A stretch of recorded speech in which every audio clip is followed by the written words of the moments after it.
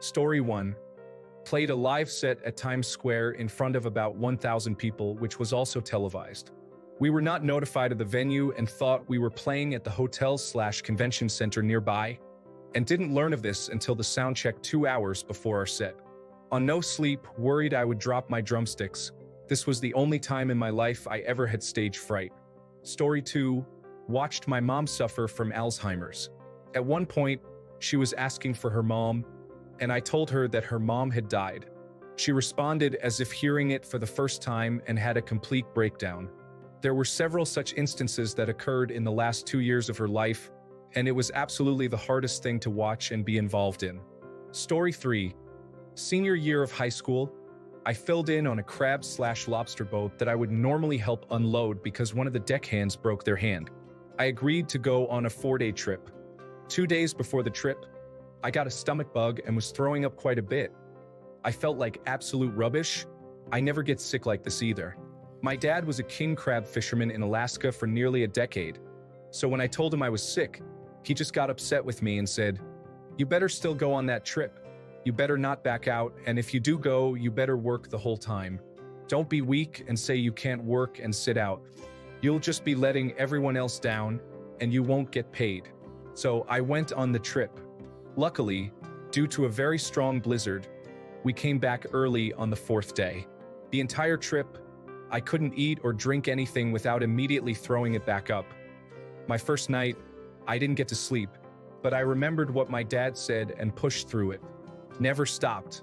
I nearly passed out multiple times, sucked it up, and dealt with the hazing from the first mate on top of all of it too. I lost 15 pounds while I was out there, and I was already a skinny, athletic kid, 6 feet 2 inches, 175 pounds, single-digit body fat. We had a great trip too, even though it was cut a day short. My buddy and I unloaded over 65,000 pounds of crab from the holds and the deck. We were working so hard unloading the boat that we had our shirts off in the blizzard. Then we got snowed in the parking lot and had to wait to flag down a snowplow. When I got home, I immediately showered and went to bed. Not sure if anyone knows what sea legs are, but I had a bad case of sea legs for over a week. Ended up having to go to the doctor, and they put me on antibiotics. The captain of the boat was good to me, though, and paid me a full share. Made over $3,000 in those few days. Out of all my sleepless nights over my 30 years of life and even over my time in the Marine Corps, being out at sea fishing for crabs and lobsters for the first time while having a stomach bug was hands down the hardest experience I've faced physically and mentally. Story 4. I was in the military many years ago. I would not recommend drinking until 2 a.m. on a work night, knowing you have to wake up at 4:30 a.m. for physical training. Story 5. Sobriety. The first week of quitting was made extra difficult by a lack of sleep, and that lack of sleep was always my excuse to give up and keep drinking. But I somehow made it through that last try, and today is 441 days. Story 6. I had to play the drums in a put-together band for this yearly festival in town once, and I hadn't slept for 3 days at that point because I was so stressed for it. But in my delusional state, I pulled it off and I got a free pizza out of it. Then I crashed out on the car ride home. Story 7. I wrote a 41-page paper on women's literature and hosted a triathlon. The triathlon required me to chainsaw trees out of the river. That ended up being something like a 61-hour day for me, but it set some weird bar that will not move. I just moved into a new house 2 days ago, and all I could think about was that day when I was 15 hours into it and kept the dream alive, so keep moving. Story 8. College graduation. I fell asleep face down next to my plate of food at a dinner that my parents took me out to later that day to celebrate. Still pretty embarrassed by that. Laughing out loud. Story 9. I didn't sleep one night because my stepdad was hallucinating and was walking around with a loaded gun because he thought homeless veterans were trying to break in. I spent the entire night clenching in fear and went to work the next morning to a job I hated. My coworkers were all older than me and were a bunch of mean old ladies. It was very stressful. Story 10. Taking care of my newborn baby after a difficult delivery, while trying to cope with very swollen, inflamed, painful breasts, with my muscles still shaky and weak, my stitches reopening, all while my parents and relatives were making it look like my big fat Greek wedding. at the expense of my poor roommate who was still in labor. After a while, she asked to be moved to another room and was moved. I would have preferred if my family was moved out of the hospital, with security if necessary. Story 11. My dad and I used to have a small flooring business together. We did a 4,500 square foot carpet job that was a complete nightmare in a high-rise office building in downtown Philly. We started at 6 p.m. Friday and finished at 7 a.m. Sunday. Took about 34 hours of labor in total, with one 2-hour break for furniture movers at 8 a.m. Saturday and another hour for dinner on Saturday. Story 12. I aced my final dissertation after getting only 4 hours of sleep in 72 hours. I remember my professor's admiration and congratulatory comments. Then, sitting in my car, I closed my eyes for 2 seconds to celebrate, and I woke up 18 hours later after sleeping in the parking lot. Those original power drinks truly had drugs back in the day. Story 13. Not exactly just one night, but I finished my undergraduate degree and got into a prestigious graduate school after finishing my last year with no more than 3 hours of sleep a night. I worked almost 80 hours a week on top of being a near full-time student. Story 14. I'm going to answer this one for my wife because it was harder than anything I will do in my life after no sleep. She gave birth to our child. Contractions kept her up the night prior. But that didn't stop her from giving it all. She had to welcome this little one into the world. Strongest woman I know. Story 15. In college, I moved out on my own for the first time.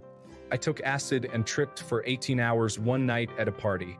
This was during online learning, so it was not so bad, but I had a financial accounting exam the next day, and I was still tripping hard.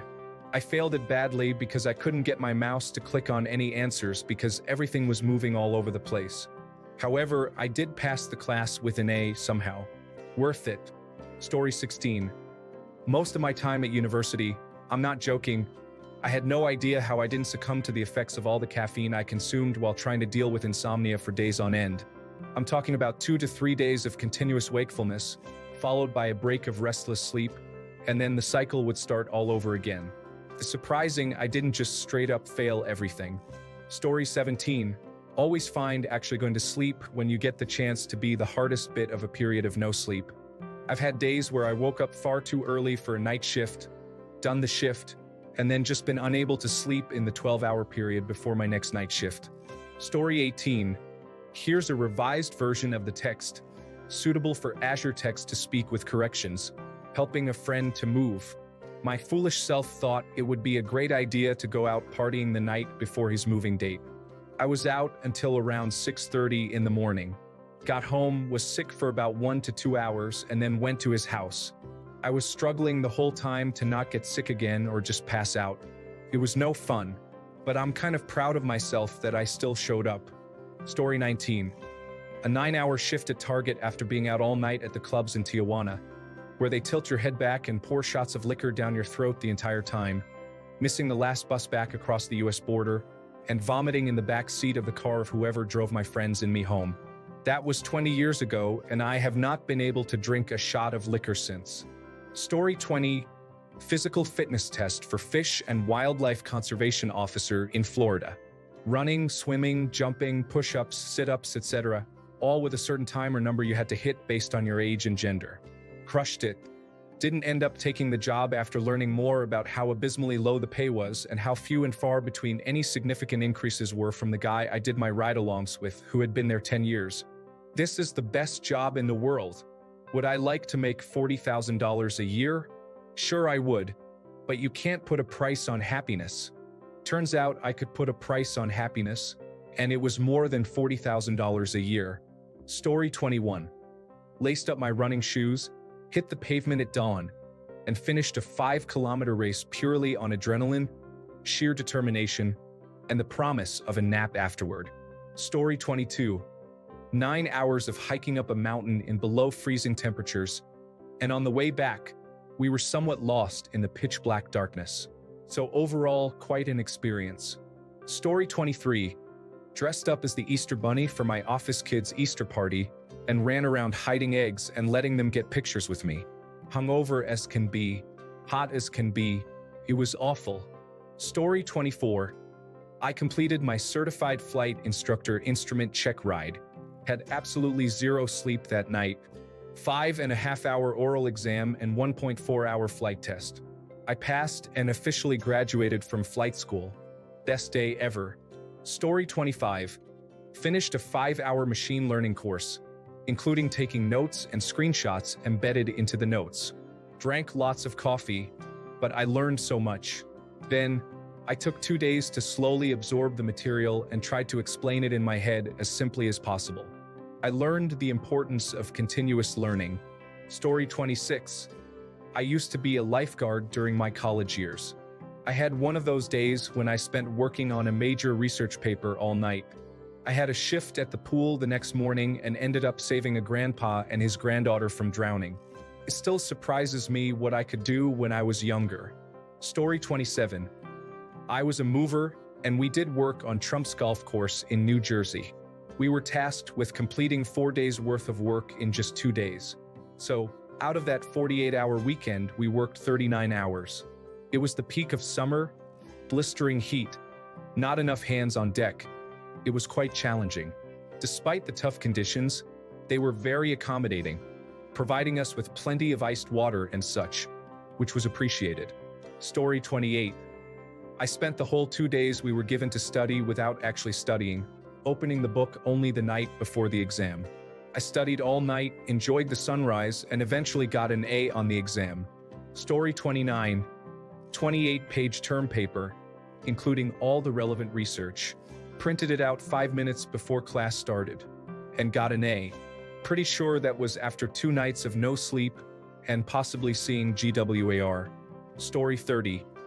I once worked a triple shift at a youth residential facility that ended with a restraint where we had no choice but to go down supine, and I spent an hour having this kid hawk loogies all over me while waiting for him to calm down and get out of the restraint. He had mental health challenges, and I accepted a duty to care when I took that role. So it's not like I had any ill will toward him, but it was extremely unpleasant. Story 31. I went into labor at midnight, had a baby at 9 p.m. the next day unmedicated, on no sleep. Then, I took care of the said baby for another 12+ hours before I could finally take a nap. So, a total of about 48 hours awake. Story 32. I drove through Yosemite to North Shore Lake Tahoe after hiking Half Dome overnight. It's about 4.5 to 5 hours of winding roads. I'm not sure how many times I almost fell asleep, but I made it and promptly napped until the bachelor party started. Story 33. Teach kindergartners and then go right on to class myself. I worked as a substitute right after high school. All through high school and college, I would mostly sleep every other day so I could sleep longer because I was exhausted. And I mean sleeping 4 to 6 hours every other day because otherwise I'd be sleeping 2 hours a day and I felt worse then. Teaching kids after that was always challenging because their little minds worked too fast compared to my sleepy one, and they were so loud my head hurt. Story 34. Keeping humans alive, running codes, performing CPR, adjusting their ventilator settings, and so on. When I was a resident physician, back in the days before they made rules against shifts longer than 24 hours, which nobody follows today anyway. Story 35. At a time when I was completely crazy about going to the gym, I went to the gym on my way home from my New Year's Eve party because I didn't have the keys to my house and my parents were asleep. Story 36. Shot 72 after driving 16 hours overnight and then cleaning up my flooded basement when I got back home. Said forget it and went out and played golf. Won over par, one of the best rounds of my life. Story 37. Showing up for a tomography at 6 in the morning. I am usually good with a little amount of sleep, but having to cross my town plus a big city was too much for me even as a passenger. Story 38. Sounds totally made up, but I guest starred on an episode of Law and Order, Special Victims Unit, and the night before the second day of filming, I just couldn't fall asleep. I was up literally all night, not a wink of sleep, and proceeded to shoot from 7 a.m. to 3 p.m. that day. Story 39.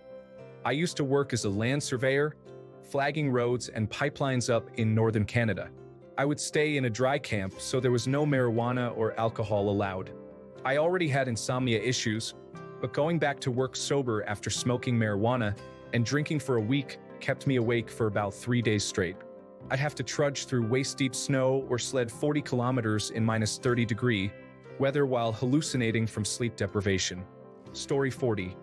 Driving home through switchback mountain roads at dawn. Working a retail 8-hour shift on my feet at a job I hated. Going on a date and staying awake through a long, boring concert. I fell asleep later that night and didn't wake up for 18 hours. Also, giving birth without meds 3 times. Story 41. There are many things, but one I would say was the most dangerous was driving. I was lucky it was the middle of the night and there weren't many cars around, but making a 3-hour drive while exhausted equals falling asleep briefly multiple times on the motorway and swerving. I should have stopped and taken a nap, but truthfully, I was young and scared to just sleep in my car at the side of the road. Luckily, I found a service station and pumped myself full of coffee and Red Bull so I could stay awake the rest of the journey. I do not recommend it. It's dangerous not only for you but for others. Story 42. Friday morning, I flew to New Jersey on basically no sleep and bought a car, then drove it 14 hours home. I did sleep about 3 hours in a Walmart parking lot halfway,